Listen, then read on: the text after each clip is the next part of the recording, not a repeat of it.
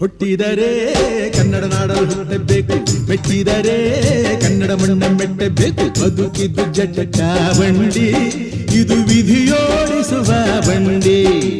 ಬದುಕಿದ್ದು ಜಟಕ ಬಂಡಿ, ವಿಧಿ ಅಲೆದಾಡಿಸುವ ಬಂಡಿ. ಹುಟ್ಟಿದರೆ ಕನ್ನಡ ನಾಡಲು ಹುಟ್ಟಬೇಕು, ಮೆಚ್ಚಿದರೆ ಕನ್ನಡ ಮಣ್ಣ ಮೆಟ್ಟಬೇಕು.